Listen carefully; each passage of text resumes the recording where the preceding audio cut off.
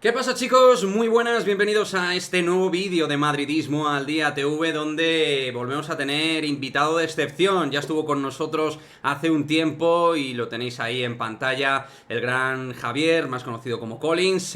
Javier, muy buenas. Muy buenas, Quique. Encantado de estar otra vez aquí contigo, bueno, con todos vosotros. Muchísimas gracias por estar aquí, y además creo que en unas fechas muy propicias, porque estamos en el inicio del verano en materia de fichajes. Bueno, formalmente todavía no ha empezado, pero en realidad sí, porque ya más allá de inscripciones estamos en un momento de muchísimas turbulencias a título mediático, a título de redes sociales. Se está hablando Mm, absolutamente de todo lo que tiene que ver con la configuración de la plantilla. Y antes de tocar nombres propios, que seguro que la gente quiere que analicemos y que evidentemente por tu parte querrán tu punto de vista al respecto, vamos a hablar de lo que ya tenemos encima de la mesa, de los 4 nombres propios que ya están mm. confirmados, de Fran García, de Brahim Díaz, de Jude Bellingham y de José Lumato. ¿Cómo ven los 4 movimientos? ¿Qué te sugieren? Bueno, en general bien, o sea, los cuatro movimientos me gustan todos ellos, unos más que otros, Uh -huh. claro, pero tienen en su rol, todos tienen sentido. Es decir, por ejemplo, Fran García es un lateral que me gusta, es una incorporación que me gusta mucho. Por ejemplo, me gusta más que José Lu y que Brahim. Creo que va a ser un jugador que nos va a sorprender mucho.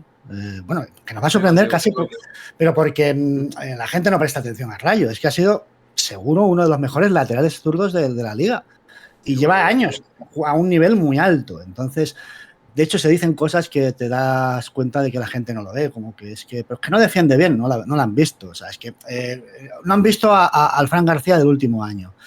Es un jugador con una potencia física importante, muy veloz, que además tiene una virtud que para el lateral zurdo va muy bien. Para todos los laterales se desgastan mucho Uh -huh. y sufren muchas lesiones todos los Sí, equipos. En Madrid ni lo te digo, sabemos ¿no? bien, sí.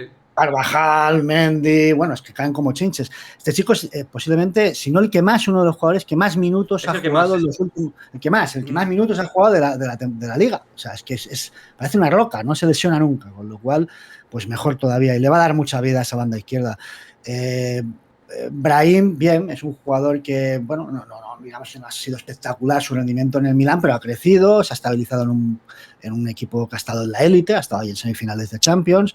Y bueno, pues entiendo que viene en un rol pues de jugador de banquillo para aportar revolución en algunos partidos. Es distinto a Asensio. Es verdad que Asensio tiene más gol, posiblemente Brahim sea más polvorilla, tenga más desbordes, otra forma de revolucionar partidos.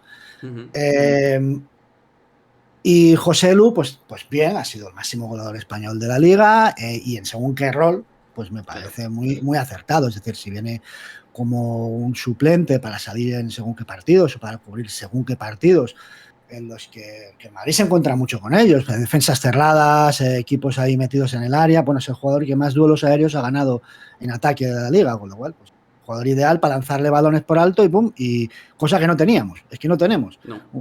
Entonces va muy bien tener un jugador así, pero precisemos en este contexto, ¿no? De Jude Bellingham, que decir, pues es un jugador con un futuro descomunal. Entonces, a mí es un jugador que me encanta, creo que tiene un futuro tremendo, que además es tan bueno que todavía no sabemos dónde va a jugar. Es que es un chico que puede jugar en casi todas las alturas, porque hay quien dice, no puede jugar de cross. Pues yo le he visto ponerse ahí en la base de la jugada, empezar a Sí.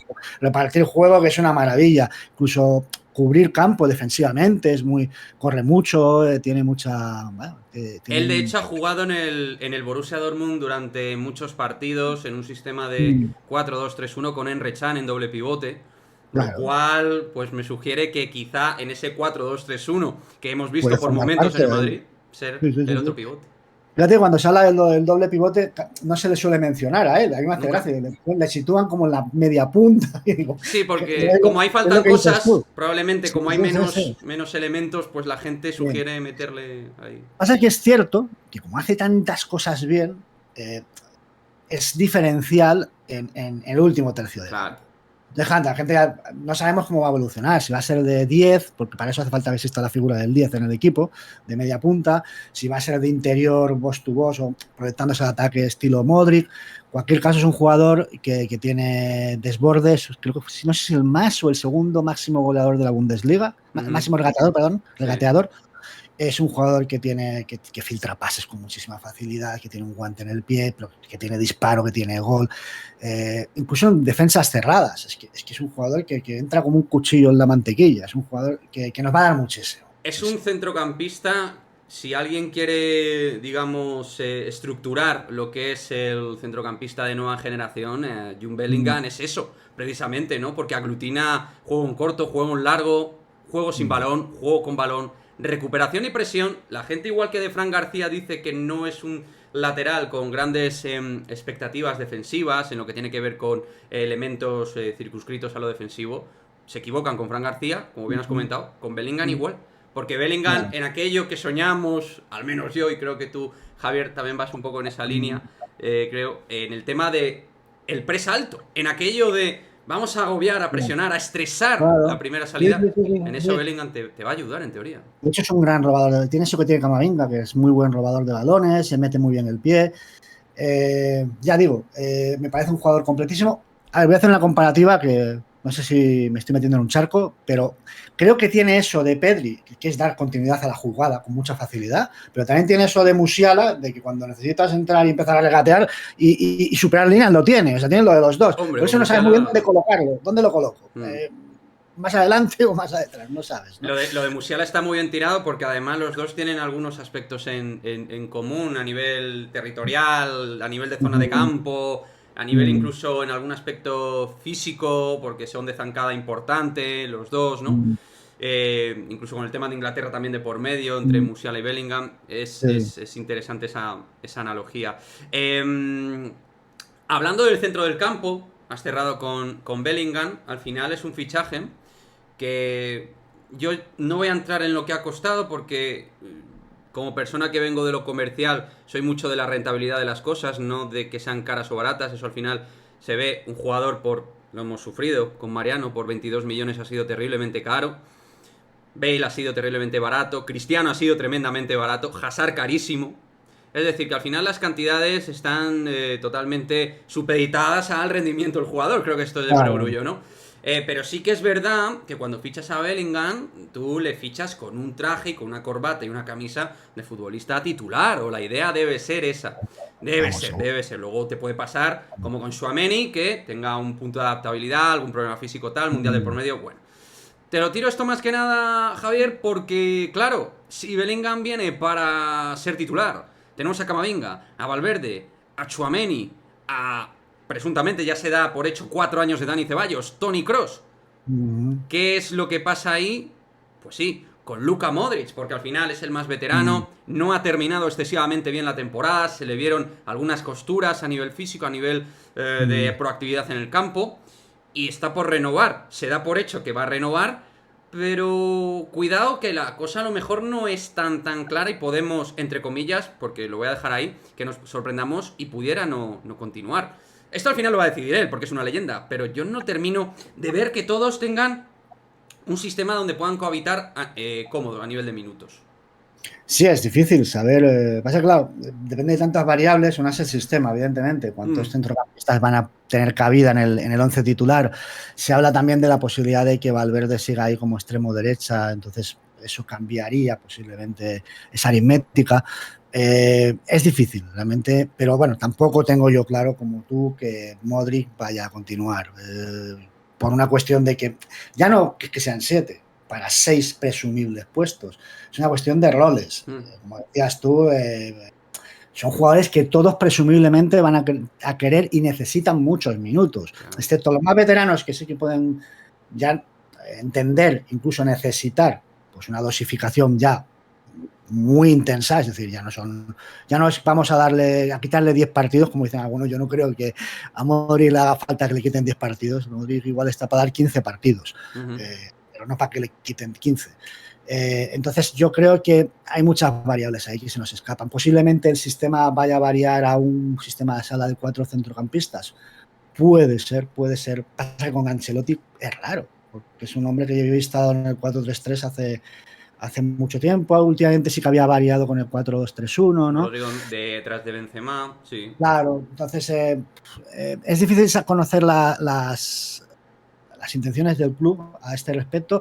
Todo indica, si se hace una apuesta de futuro en todo caso, porque no tenemos que ver, yo creo que Madrid siempre planifica al medio o largo plazo, por lo tanto, no creo que esto responda a un plan de ahora, de esta temporada, y que responde más a un plan para la temporada que viene. Yo cada vez estoy más es teoría, no tengo información ni nada, pero cada vez tengo más la idea de que el Madrid está pensando en un jugador, en un entrenador que utiliza muchos centrocampistas, ¿vale? Igual alguno que juega con 3 centrales y 5 centrocampistas en la Bundesliga. Eso me suena de algo, sí.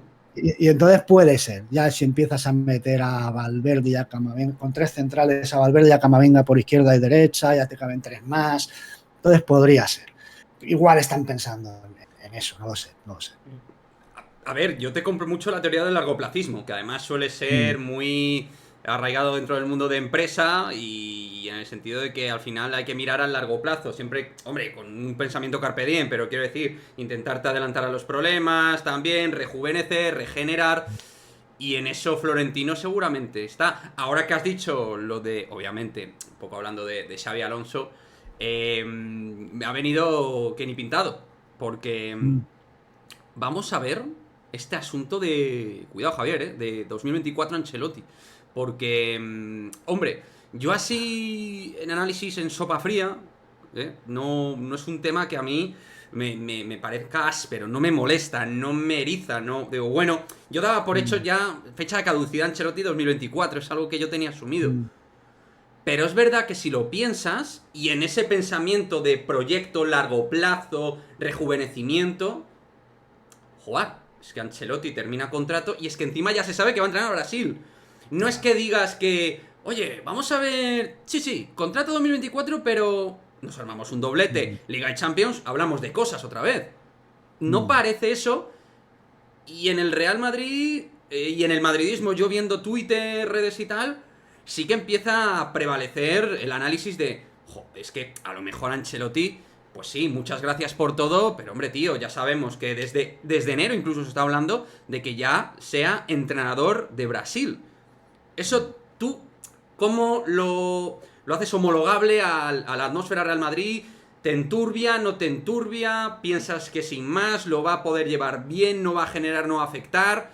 No sé, yo te confieso que estoy un poco perdido.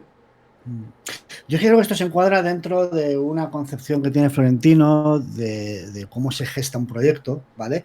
Que cuesta por parte del aficionado, yo primero, yo soy el primero que soy un ansia, si quiero quiero tener un equipo ideal para la próxima temporada, pero él piensa de otra forma.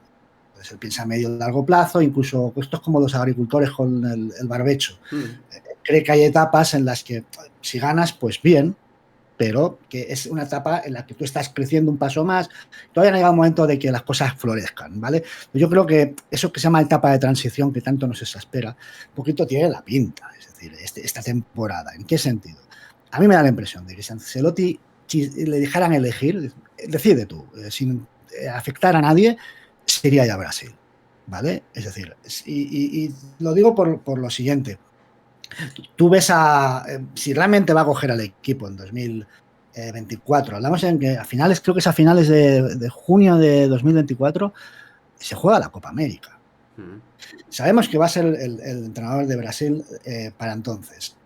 A ver, es imposible que una persona que va a ser el que coja las riendas de un equipo que por lógica va a dirigir la Copa América y luego con vistas a llegar al 2026 al Mundial, pues que no estés todo este curso pendiente de los jugadores de Brasil, de quién va, es que él va a decidir quién va a las convocatorias. Claro, ya está diciendo la federación que van a poner a un hombre interino mientras tanto allí, pues, llamará al otro, le dirá quién lleva a este, lleva al otro, va a estar pendiente hablando con unos, con otros. A ver, él no va a llegar a unos días de empezar la Copa América a conocer a los jugadores, o sea, es evidente. Entonces, yo creo que Ancelotti lo que no va a hacer es dejar tirado a Real Madrid. Y me da la impresión de que si Florentino Pérez supiera ya quién es el entrenador que va a iniciar ese proyecto nuevo, esa era la nueva que ahora cierra Ancelotti. Ancelotti cierra un ciclo, ¿vale? Y ahora se inicia uno con una cantidad de jugadores de talento jóvenes impresionante. Ya veremos si con esa guinda de la que se habla, pero si Florentino supiera ya, o si ya lo sabe, pudiera incorporar ya a ese entrenador que él quiere, lo haría ya, ¿vale? Pasa que o no sabe todavía quién va a ser el entrenador, o sí lo sabe, pero entiende que todavía no puede o simplemente no puede. Tiene que esperar a 2024, ese famoso 2024 donde todo empieza. Entonces me da la impresión de que tiene que llegar a 2024, esto es un poco como lo de Mbappé, tiene que llegar a 2024 para empezar ese proyecto con ese nuevo entrenador, y hasta entonces, ¿qué hacer? Pues qué mejor que dejar al entrenador que ya está, es decir, para dar estabilidad al proyecto, que se quede y tal, porque si no, si realmente él tiene en la mente, pues o a un entrenador X, pongamos Xavi Alonso, que no digo que sea, pero es un ejemplo, está con la idea de Xavi Alonso, pero bueno, entiende que ha de madurar un año más en la Bundesliga, tal y cual, es que si no te queda poner un parche, que sea a lo mejor el Castilla o Solari o tal. Se ha hablado incluso a que Zidane pudiera venir al club en un rol parecido al de Moloney en su día, ¿no? De ejecutivo, asesor, que luego baja al banquillo cuando sea necesario. Pero es que para eso quédate con él, que ya está. Es lo que entiendo que ellos hacen.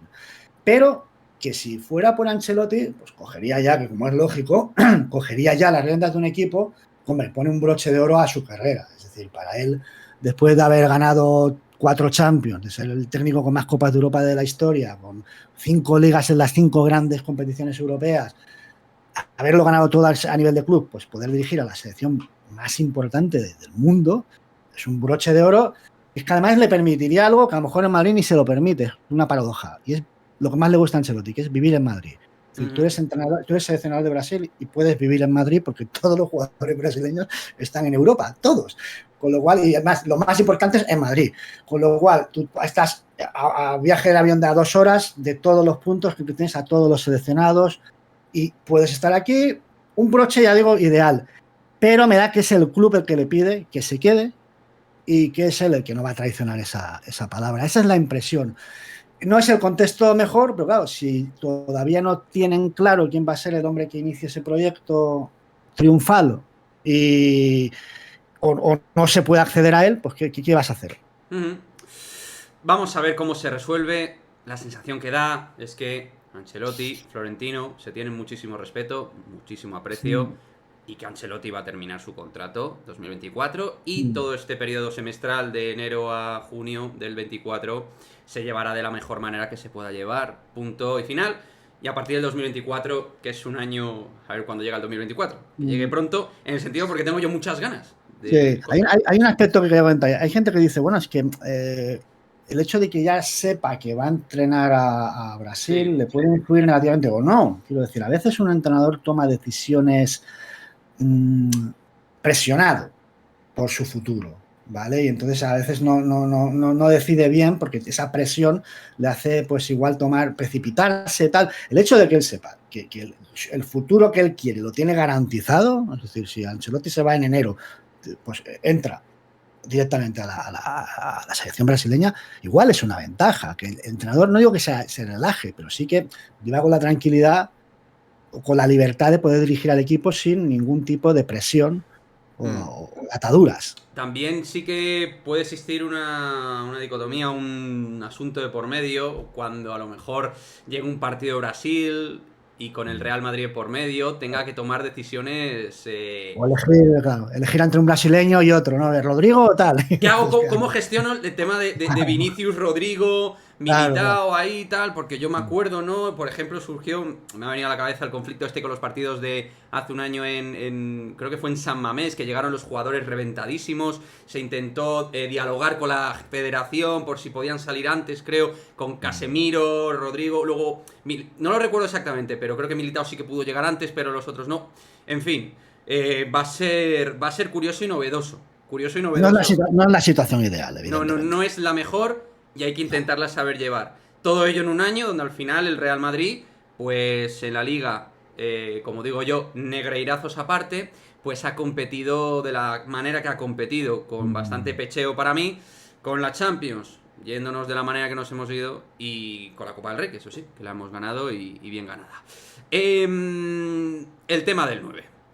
Por supuesto, para la recta final yo quiero hablar contigo del tema del 9, porque obviamente ha llegado Joselu, pero para mí has dado con la clave, y en eso yo he sido también muy insistente. Joselu es un muy buen fichaje, dependiendo del rol que le des en el equipo. Entonces, la cuestión es, tal y como están las cartas encima de la mesa ahora mismo dentro de lo que es el Real Madrid, ¿cómo lo ves? Mi teoría es que algo va a haber, algo va a pasar. Han liberado el 9, lo han dejado, y creo que no es baladí, no me parece baladí.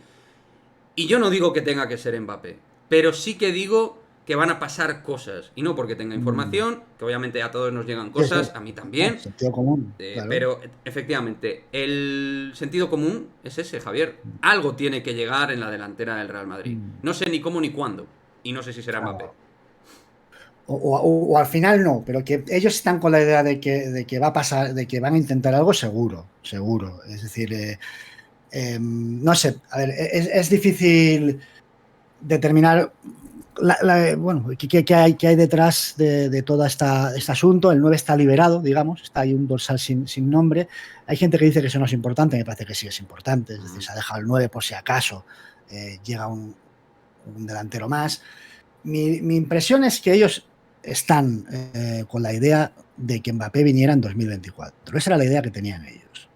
Lo consiguieran o no, pero que ellos iban a intentar que Mbappé viniera en 2024. Esa era su idea. No sé si esa idea ha cambiado, se ha adelantado o no, pero esa era la idea que tenían. Me da la impresión de que la marcha de Benzema ha precipitado todo. ¿Vale? Que la marcha de Benzema, incluso no sé si más por el lado de Mbappé.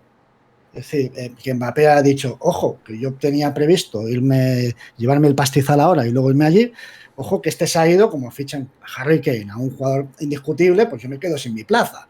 Entonces, que el otro le ha dicho, ojo, eso unido a que yo entiendo que hay mucha gente que habla de que a Mbappé solo le importa el dinero, tal, yo no lo creo. Es decir, a Mbappé le importará el dinero, más o menos, pero estoy convencido que Mbappé está que se sube por las paredes, porque es una persona que le estamos conociendo cierto orgullo, cierto ego, y un chaval pues que estaba ahí compitiendo por si el Balón de Oro sí o no, que de repente vea que el año que renuncia al Madrid, el Madrid levanta la Champions más emotiva de la historia casi, que al año siguiente el que levanta la Champions es Haaland, que se supone que es su competidor, que esa misma temporada le pasa por la derecha a Haaland, pero que le pasa por la izquierda Vinicius, y él se queda ahí como diciendo, ¿qué estoy haciendo aquí? Lo de la Liga de Granjeros, ¿qué estoy haciendo? Con una perspectiva, además, que da la sensación de que el proyecto del PSG ya está en retirada.